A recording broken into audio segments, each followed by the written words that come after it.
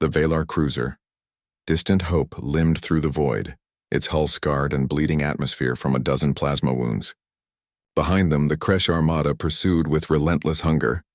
Jump coordinates locked, Faith announced from the navigation console, her fingers dancing across holographic displays even as alarms shrieked around her. But Captain, these readings, they can't be right. Grayson leaned over her shoulder, his jaw tightening as he studied the data. The region ahead pulsed with impossible energy signatures, gravitational anomalies that defied physics, radiation storms that should have been lethal to all known life, and something else. Something that made their instruments scream warnings in 17 different languages. The Forbidden Zone, he whispered. Faith's eyes widened. The Kresh won't follow us there. No one goes there. Every species that's tried has disappeared. I know. Grayson straightened, his decision made. But we're dead if we stay here. At least in there we have a chance. The Valar weren't a warrior species. They were explorers, philosophers, artists who had committed the crime of existing in territory the Kresh Dominion wanted. Now only this single ship remained of their colony fleet. 300 souls aboard. Mostly civilians. Jump in 30 seconds, Faith said quietly. The Kresh weapons carved through space behind them, each shot coming closer. Grayson gripped the command chair as the countdown elapsed. The universe twisted, reality folded, and the distant Hope plunged into the storm. The ship emerged into chaos. Lightning arced between asteroids that moved in patterns no orbit could explain. Nebulae swirled with colors that hurt to perceive. And everywhere were the ruins, massive structures of impossible geometry drifting through the maelstrom. Shields failing, Faith reported, her voice remarkably steady despite the terror etched on her face. Hull integrity at 40%. We won't last an hour in these conditions. There, Grayson pointed at the main display. Amid the cosmic carnage sat a relatively calm pocket of space, and within it a structure. Not a ruin, something active with lights and energy signatures. It could be a trap, Faith said. Then it's a trap we're taking.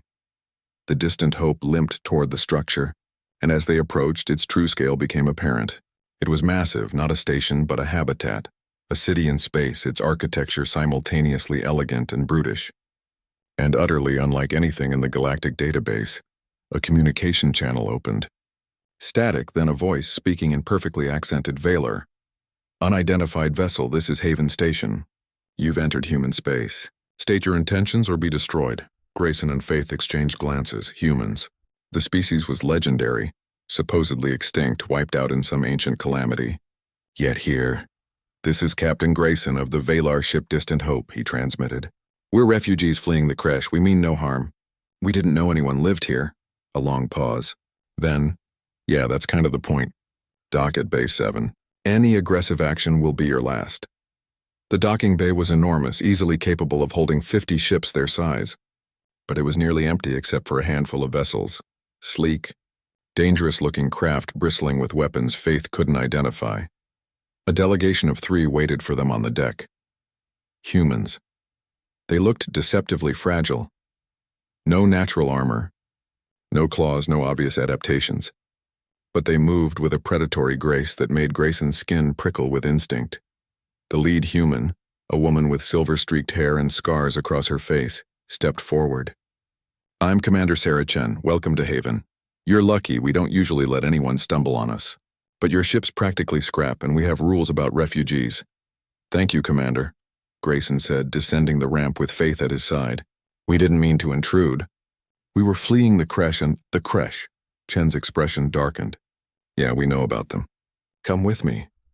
She led them through corridors that hummed with power, past viewports that looked out on the impossible storm outside.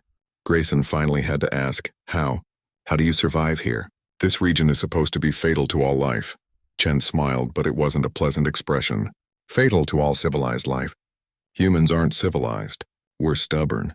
When the galaxy decided we were too dangerous, too aggressive, too much, they tried to exterminate us. We fled here to the one place no one else could follow. And you've been here ever since? Faith asked softly. For 300 years. We've adapted, evolved. This forbidden zone isn't forbidden to us, it's home. Chen stopped at a viewport. Outside, Grayson could see more structures emerging from the cosmic storm. Dozens of stations, hundreds of ships. You've built an empire here, he breathed. We've built a refuge, for ourselves and for anyone else running from tyrants. Chen turned to face them. The Kresh followed you to the edge of the zone. They're holding position, waiting to see if you emerge. Grayson's heart sank. Then we're trapped. Or, Chen said, her smile turning predatory, you're exactly where you need to be. See, we humans have a saying, the enemy of my enemy is my friend. The Kresh have been expanding into territory we've been watching.